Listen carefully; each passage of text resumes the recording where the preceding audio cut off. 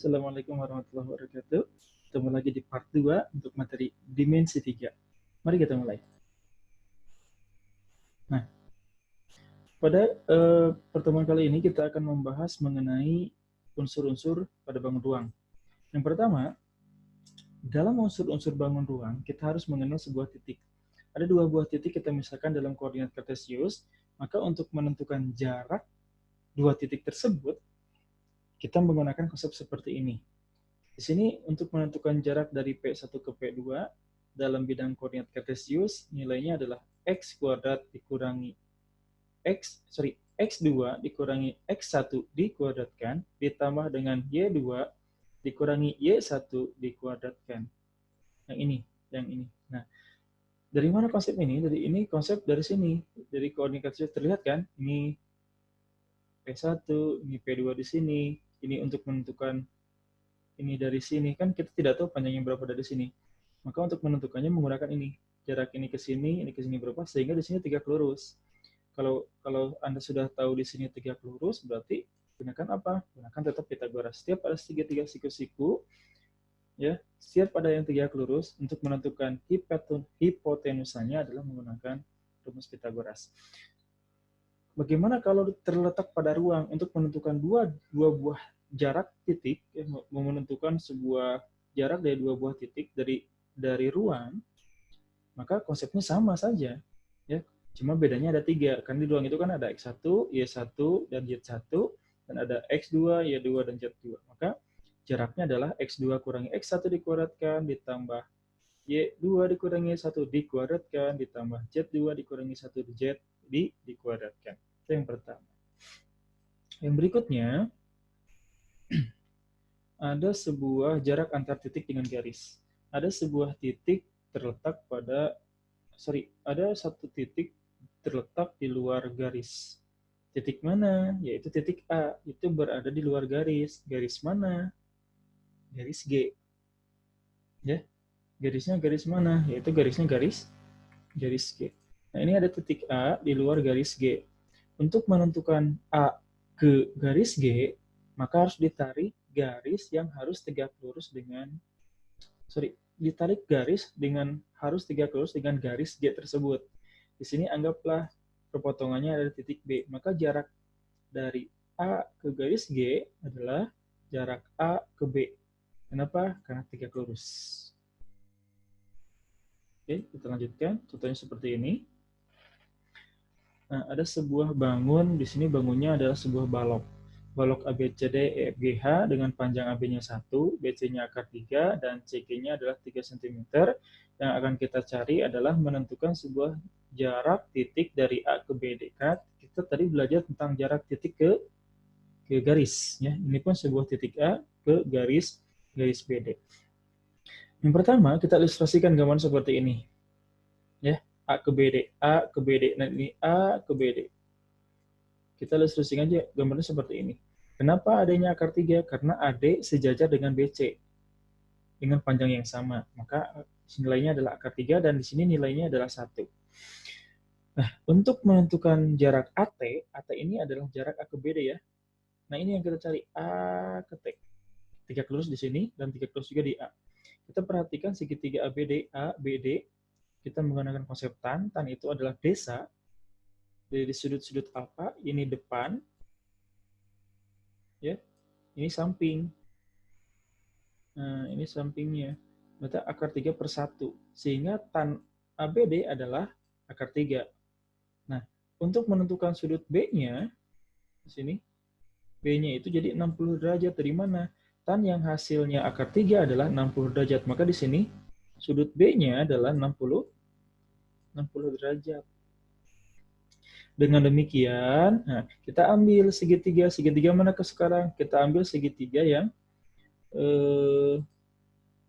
ini, A, T, B sekarang.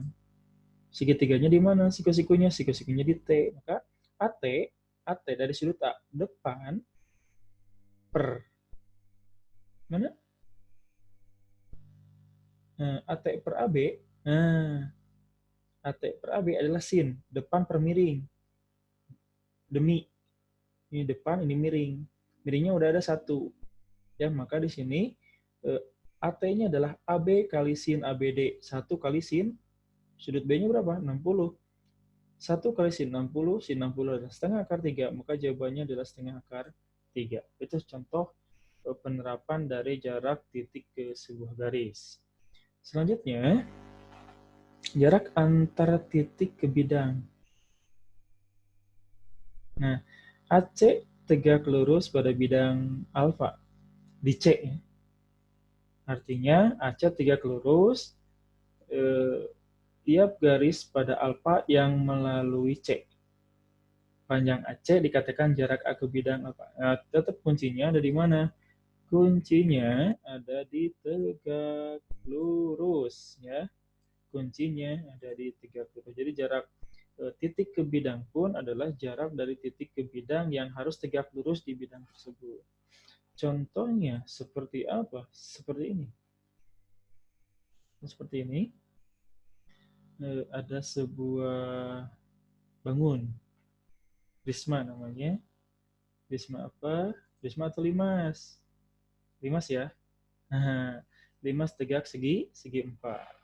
Limas segi 4 mempunyai alasnya berbentuk persegi panjang, ya, dengan panjangnya 6 cm dan lebarnya adalah ini berapa?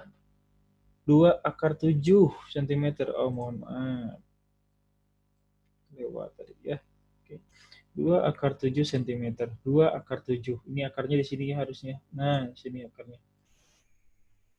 Berapakah jarak titik puncak ke bidang alas? Nah, berarti ini T ke bidang alas.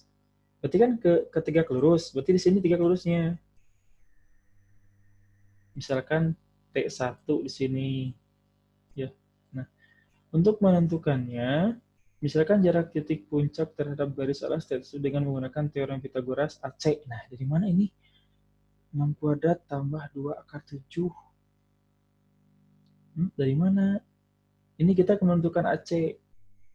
Kita pertama harus menentukan AC dulu, katanya boleh. Kita tentukan AC dengan namanya rumus Pitagoras. Sehingga ditemukanlah 6 kuadrat 36, 2 akar 7 itu 28 dari mana?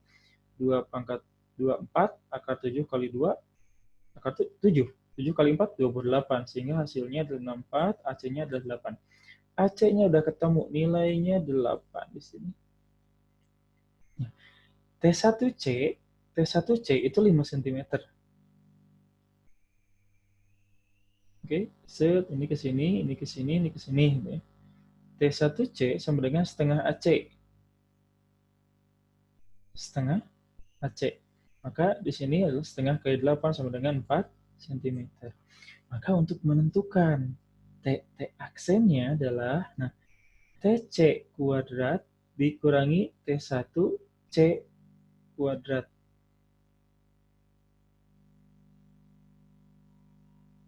Oke, betul ya?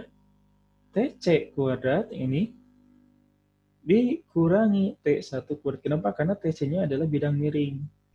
Kalau sudah ada segitiga siku-siku, berarti Pitagoras.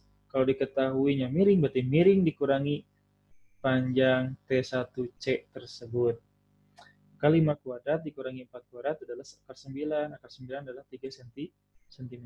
Itu contoh penerapan dari sebuah garis terhadap bidang. Kita lanjutkan.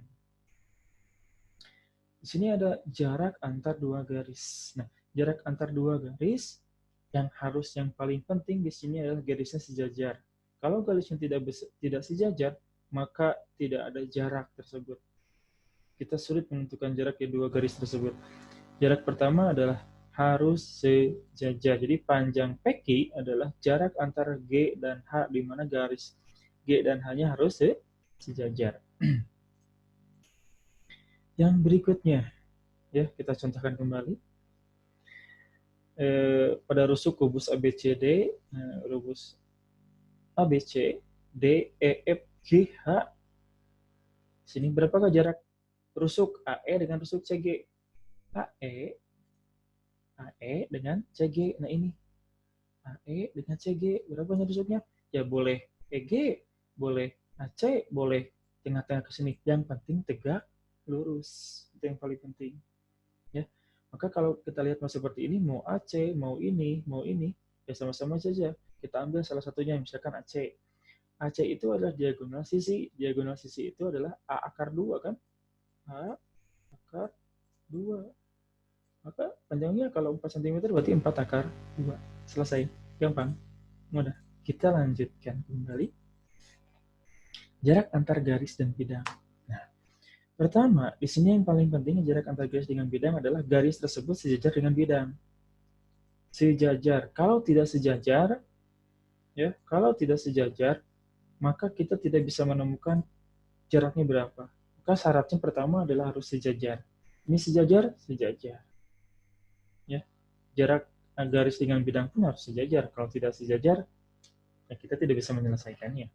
Misalkan ada sebuah persegi panjang, ini adalah balok ya, PQRS TUVW dengan panjang PQ, QR, dan RV adalah berturut-turut ya. Di sini berturut-turut 3 cm, akar 3, dan 1 cm. Kemana? Lewat. Oke. Jarak QU terhadap tentukan jarak QU, jarak garis terhadap bidang PRIT. Mana QU?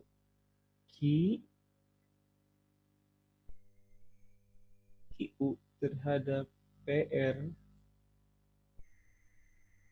Tapi mana QU-nya? Oh, ini bukan L, ini harusnya PQRS TUVW, ini TUV.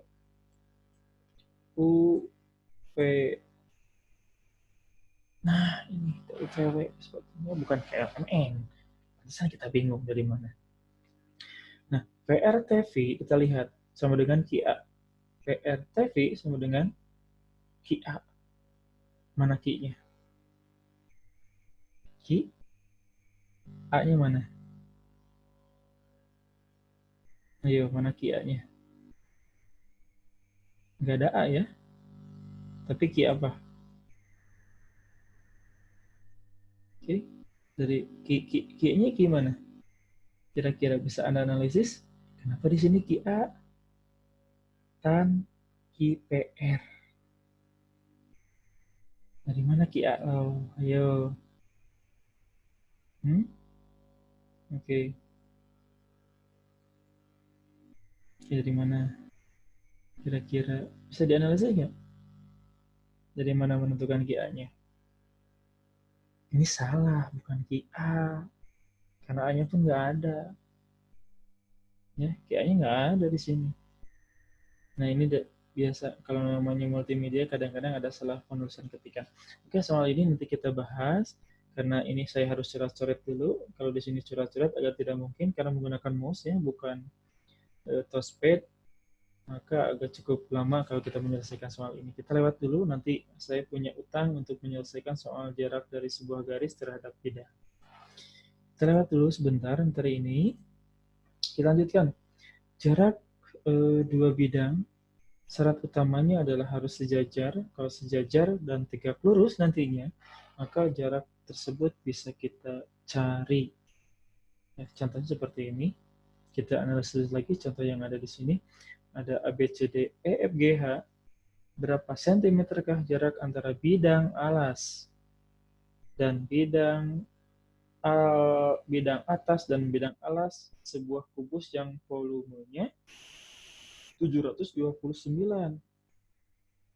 Oke, gampang ya. Ini kan gampang. Terima gampangnya nih. Ini bidang atas EFGH. EFGH di bidang atas. Bidang alasnya mana?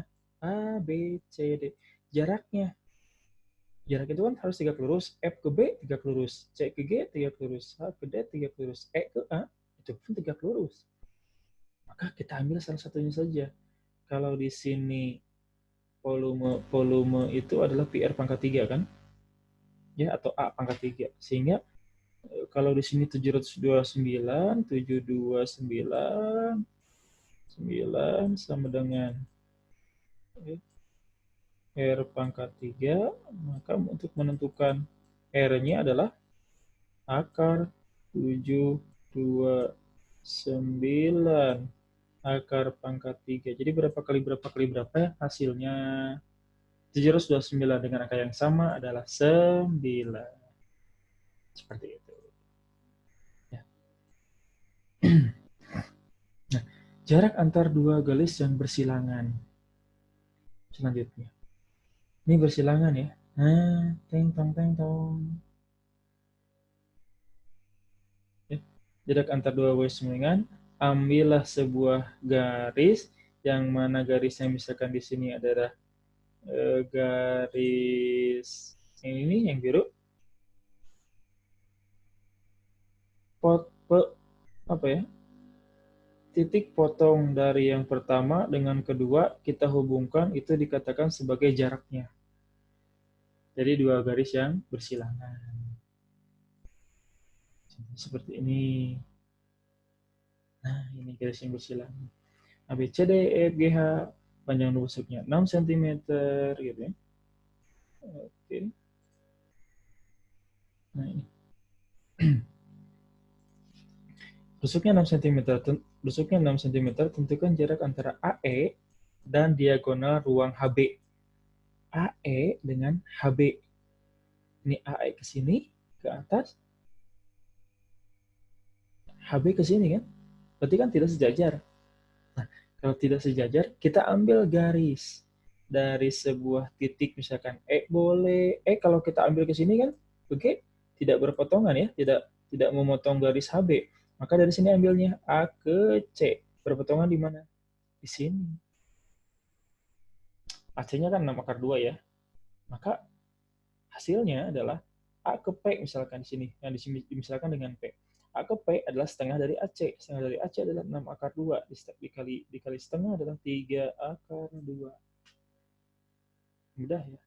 Jadi jarak yang bersilangan adalah ambil garis untuk memotong kedua garis tersebut. Jaraknya itu dikatakan, dua perpotongannya itu dihubungkan menjadi sebuah jarak dari dua buah garis yang bersilangan. Ya, jadi seperti itu.